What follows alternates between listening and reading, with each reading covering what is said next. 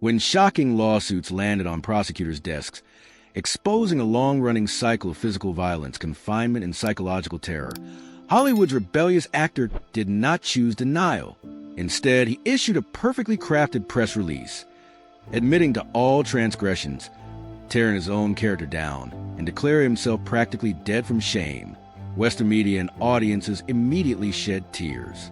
They praised this rare display of honesty, calling it a moment of awakening for a damaged, eccentric genius. It was, in reality, a masterpiece of crisis management. By voluntarily positioning himself as a guilty party, Shia LaBeouf executed a breathtaking media pivot, transforming a systematic crime of violence into a mental illness worthy of sympathy. Welcome back to Society Noir. But before this man secured his multi-million-dollar ticket back to Hollywood with a leading role in the legendary director Francis Ford Coppola's mega-blockbuster Megalopolis, how did someone who nearly faced prison time manage to flip the script from a hated villain into a man on a journey toward redemption? The answer lies in a sophisticated psychological weapon frequently deployed by the Hollywood elite: the romanticization of madness.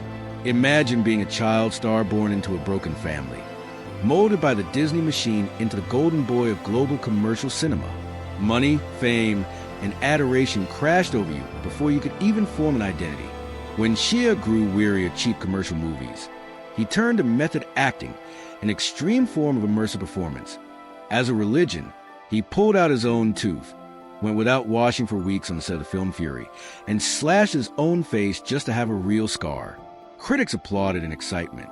They called it a sacrifice for art, but they failed to realize that Hollywood had inadvertently granted Shia the ultimate privilege, the right to behave monstrously under the guise of genius. And when the line between immersive art and personality distortion blurred, the monster in the dark truly awoke. To the public, he was an eccentric, lovable artist. But to the women who entered his private world at his isolated California estates, it was a pre-programmed nightmare. Legal files later unveiled a chilling reality. Shia LaBeouf did not just fly into rages spontaneously. He manipulated with calculation. Imagine being in a relationship where your partner set a mandatory rule. You had to kiss him and show submission a specific number of times each day. If you slipped up, a furious storm would unleash. The pinnacle of horror came during the death rides. Victims recounted how Shia would slam the gas pedal down, racing wildly down highways, madly declaring that if she did not say she loved him and swear her loyalty, he would swerve the car directly into a cliffside, so they would die together. This was not impulsiveness. In criminal psychology, this is a terrorist tactic used to isolate. He attacked a human being's most basic autonomy, the right to live and the right to feel safe. He was jealous of everyone, from the waiter to the victim's closest friends, forcing them to sever ties with the outside world. For what purpose? So that inside that dark room, he was the sole deity, the only master holding the key to their psychological fate. Yet, why did such a dangerous predator remain untouched for so long? Why did the victims, who were independent, well-known artists, stay silent? Because behind Shia LaBeouf stood a rigorous protective network built by the ultra-rich. It was a shield forged from non-disclosure agreements, NDAs, and weaponized corporate confidentiality clauses. When an A-list star commits a transgression, their high-priced legal team, charging thousands of dollars an hour, steps in immediately. They do not argue right or wrong in court. They use money and intricate legal technicalities to silence victims before the spark can ever catch fire. They turn a victim's trauma into a permanently sealed commercial transaction. Shia LaBeouf understood the rules of this game better than anyone. When he sensed that his legal shield was no longer strong enough to withstand the fury of a new era, he stayed one step ahead. He exposed himself before anyone else could unmask him. He took to major media channels, crying, admitting he was a terrible person, tearing apart his own old glory. And just like that, a flawless script of role reversal was completed. The abuser suddenly became a victim of his own demons, struggling to mend his ways. Hollywood opened its arms wide to welcome him back, because this industry always thirsts for dramatic stories of rebirth to sell to the audience. To understand the true nature of this whitening machine, we must examine how mass media is manipulated. When news of FKA Twigg's lawsuit broke, Shia's entire public relations army did not choose direct confrontation or flat-out denial, the way 90 stars used to do. They understood that in the post-Me Too era, denying an allegation of violence was financial and social suicide. The strategy devised was clear. Confess to a part of it, amplify the remorse, and divert the public's focus toward mental health struggles. He began appearing on talk shows with a completely transformed persona.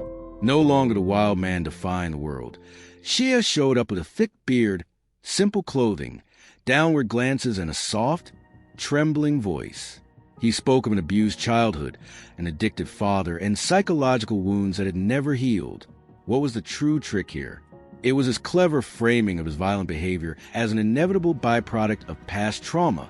Viewers began to feel that instead of being detestable, Shia was pitiable.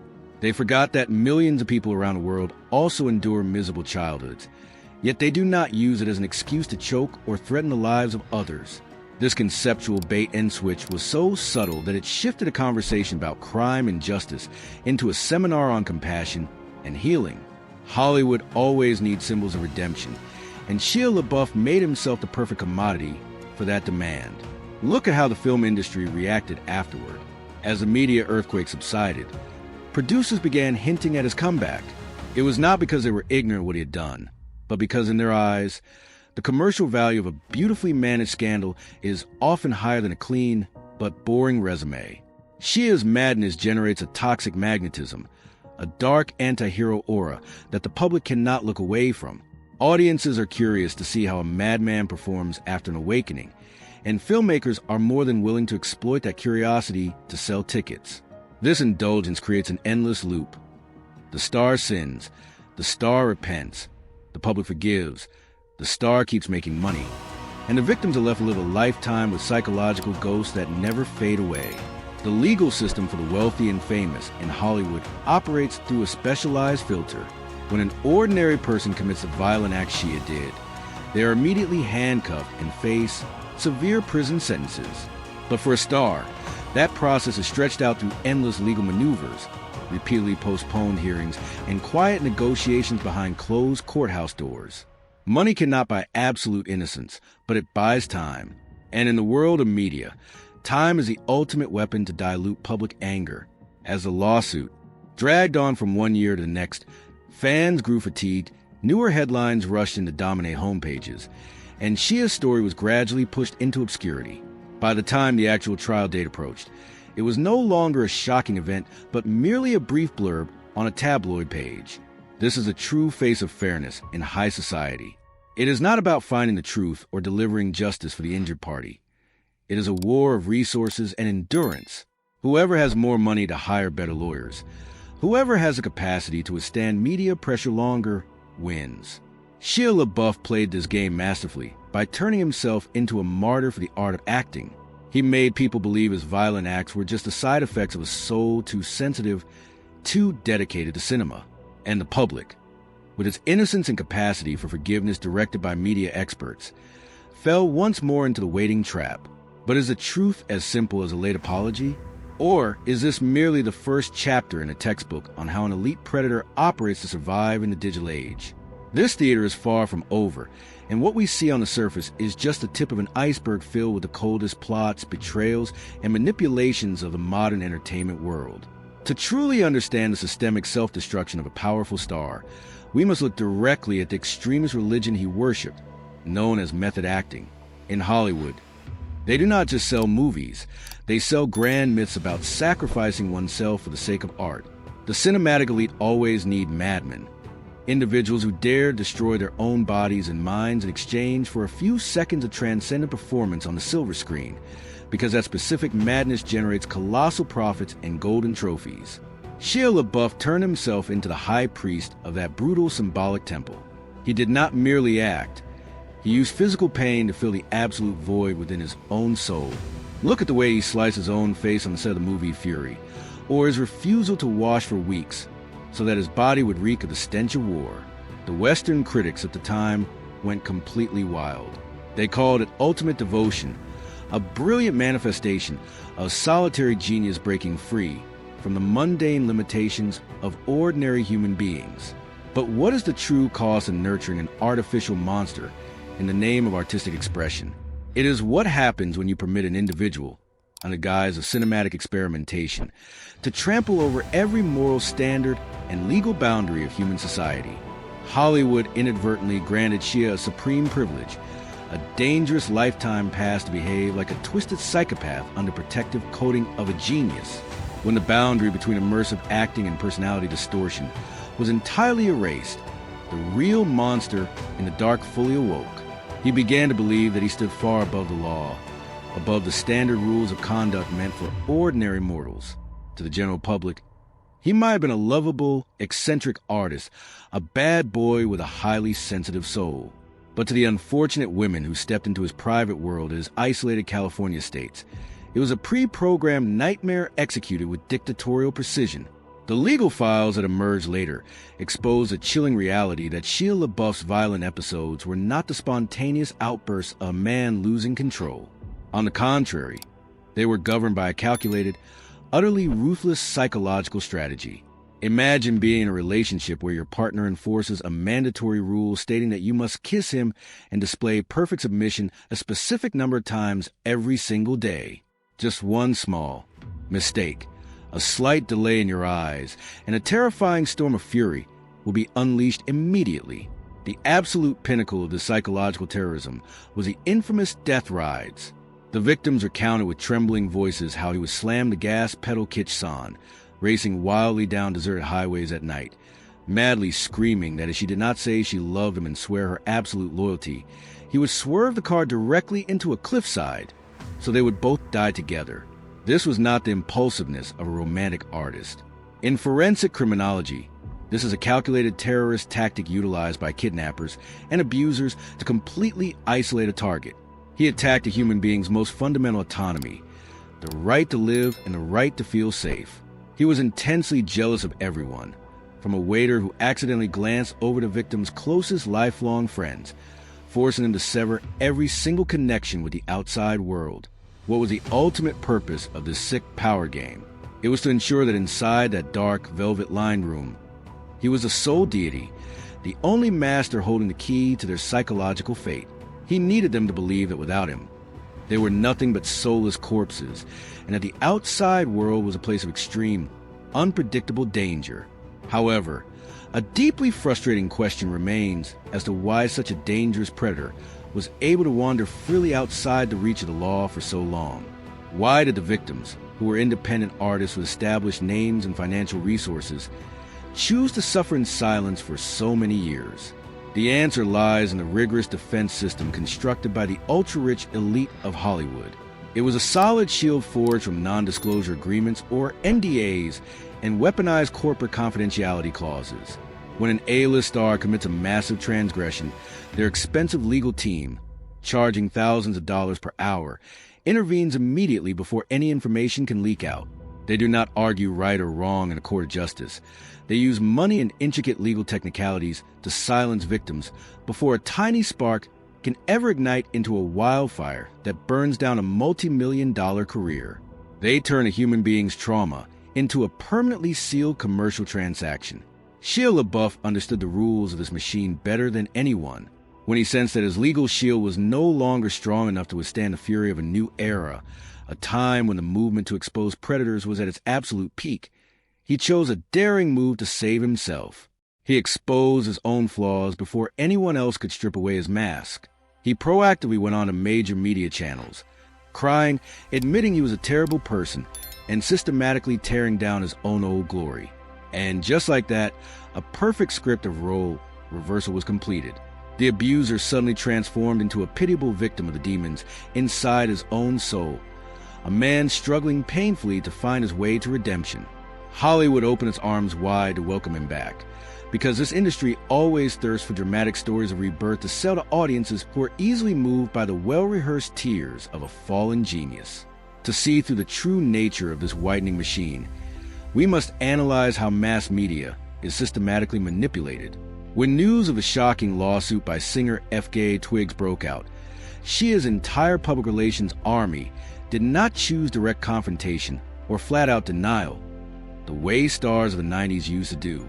They understood perfectly that in the post-Me Too era, denying an allegation of violence against a woman was financial and social suicide. The strategy devised was crystal clear. Confess to a part of the truth, amplify the remorse to the absolute maximum, and redirect public attention toward mental health crises and addiction struggles.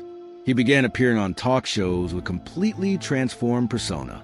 No longer the wild man defying the universe, Shia showed up with a thick beard, simple clothing, downward glances, and a soft, trembling voice full of sorrow. He spoke of an abused childhood, an addicted father, and psychological wounds that had never healed. What was the spectacular trick here? It was his clever framing of his violent behavior as an inevitable byproduct of past trauma. Viewers began to feel that instead of being detestable, Shia was deeply pitiable.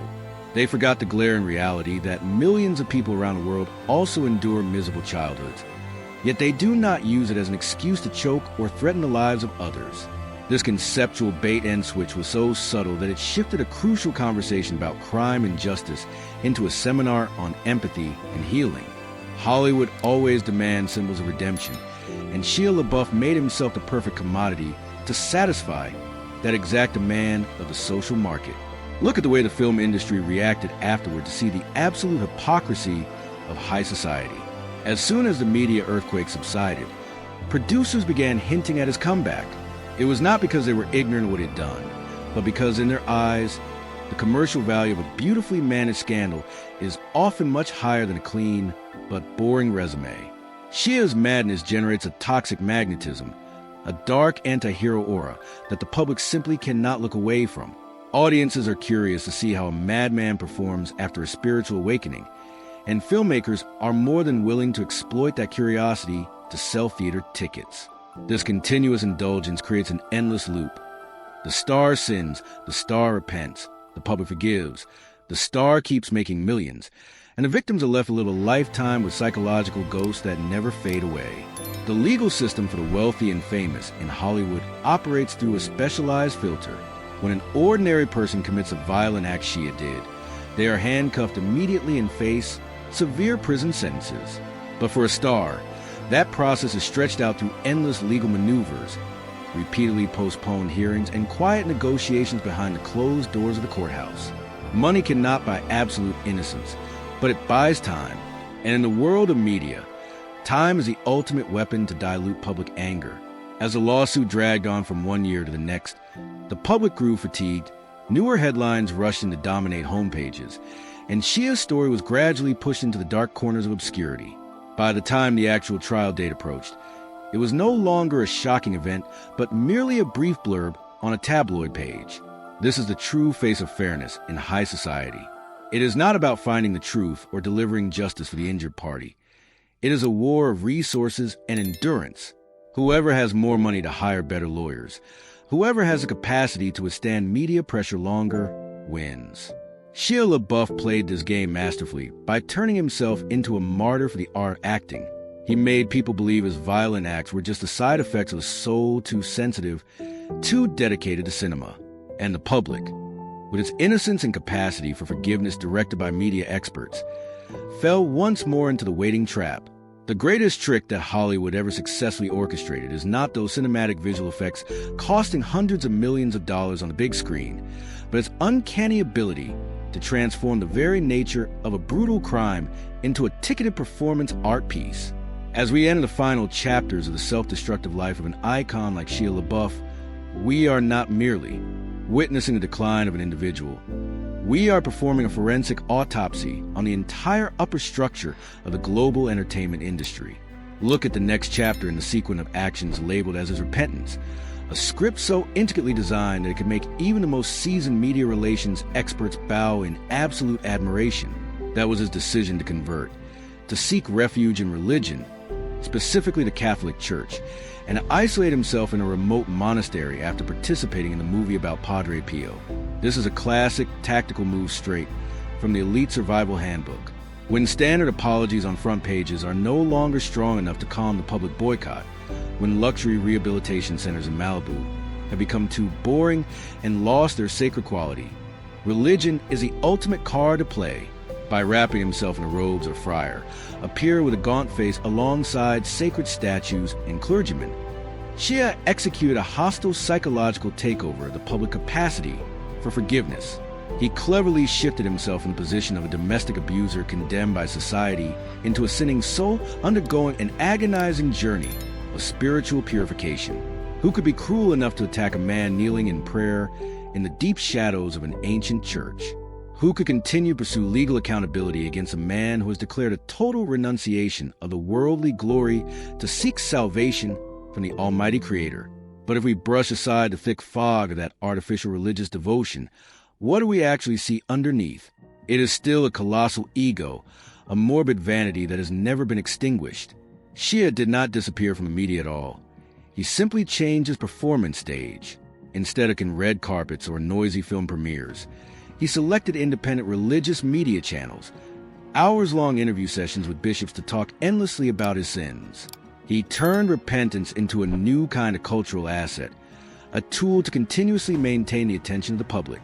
This is the absolute pinnacle of sharp satire. A predator who once used violence to control the woman he loved is now using faith to control how the world perceives his dark past. That is not a spiritual awakening. That is a public relations campaign wrapped in the velvet lining of holiness. This systemic indulgence does not just stop at movie producers or media experts. It is deeply embedded in the mindset of a public permanently obsessed with stories of redemption. We live in a society where punishment for the ultra-wealthy always comes with an open clause, an escape hatch pre-designed, so they can step right back into the money-making machine whenever the public storm passes by. Ask yourself, during all those years Shia LaBeouf was executing those death rides on highways, or when he was locking victims inside velvet-lined hotel rooms, where was the legal machinery of California? It was paralyzed by prolonged administrative procedures, by massive bail amounts, and by the cold reality that in the world of the elite, an allegation of violence is always doubted and dissected through the lens of skepticism long before it is acknowledged as a legal truth. To truly comprehend the freezing legacy that figures like Shia LaBeouf leave behind, we must look directly into the unhealable wounds of the victims. While the male star is granted the right to be reborn, the right to join new cinematic projects, and is praised by the public as an inspiration for overcoming adversity, the women who dare to stand up and expose him must serve an invisible life sentence. They are labeled by the corporate media machine as clout chasers, individuals who want to destroy the career of a genius to find momentary fame. Their private lives are exposed on social media networks, and their psychological traumas are turned into a topic of discussion and mockery for millions of netizens. This is the most brutal prospectus of Hollywood, a system completely ready to crush the vulnerable to protect and recycle high-value commercial commodities like Shia. This power game could never operate smoothly without the active complicity of the mass media, those corporate vultures always hungry for sensational information. They do not care about justice. They care exclusively about engagement metrics and click-through rates. One day, they can write long articles condemning Shia LaBeouf's depraved behavior to attract progressive readers. But the very next day, they are entirely capable of publishing an emotional exclusive interview about his journey to find faith at the monastery to serve a conservative audience. They transform human pain into a media currency, constantly reversing public opinion to maximize advertising profits. Shia understands his predatory nature of the press perfectly, and he provided them with exactly what they needed: a highly dramatic comeback script, a play where the villain claims to have been saved by supernatural forces. Biological death is never the only ending in the world of Society Noir. There is a far more terrifying kind of death, which is a permanent biological retirement of personality, the complete disappearance of truth beneath layers upon layers of pre-programmed lies. When we look back at the entire narrative arc of Shia LaBeouf, from a golden Disney boy to a wild man of independent cinema, and finally a devout man in a monastery, we see a chain of personas perfectly manufactured according to the demands of the entertainment market. He was never himself. He was merely a mirror reflecting the desires and dark corners of modern society. A society that loves to watch crazy geniuses, loves to witness their collapse, and then hungers to play the role of saviors for giving them. This forensic psychological analysis brings us to a very cold conclusion about the nature of power and fame in Hollywood. Money and stardom do not change the essence of a human being. They act simply as toxic catalysts, magnifying the darkest, most distorted parts of their souls onto an uncontrollable scale. When an individual is granted too many privileges and protections from a corrupt system, they automatically lose the basic human capacity for empathy. They look at the people around them not as independent entities with feelings, but as tools, as props to serve the grand play of their own lives. The cruelty of Shia LaBeouf is not an isolated phenomenon. It is a product nurtured and protected by an industry that consistently places profit above human life and dignity. When the final spotlight shut down, when the end credits slowly fade on the screen, what remains is not those golden Oscars or elegant reviews, but the chilling silence of a system that has flawlessly completed its whitewashing mission. Shia LaBeouf will continue to live, continue to act, and will likely win major awards again in the future. His story will be included in the textbooks of public relations firms as a classic model of crisis management. But for those who know how to see through those glittering illusions, they will only see a horrifying reality, a world where justice can be bought with a non-disclosure agreement, and where the cruelty of the elite is always enveloped by a cynical smirk from those who hold the destiny of media. The psychological open loop has officially closed right here. The prospectus of a fallen idol has been permanently sealed in the archives of darkness. We have traveled through all the acts of a modern Icarus script, where a pair of wax wings melted not because it flew too high near the sun, but because it was manufactured from the toxic chemicals of elite deception. Remember this story not to show pity or cheap moral judgment toward a bad boy, but to always remain vigilant before tears staged with the dictatorial precision of predators in dark velvet. Hollywood will always need the next Shia LaBeouf to maintain the operation of its money-printing machine, and the entertainment world will always stand ready to provide new victims for those artificial geniuses.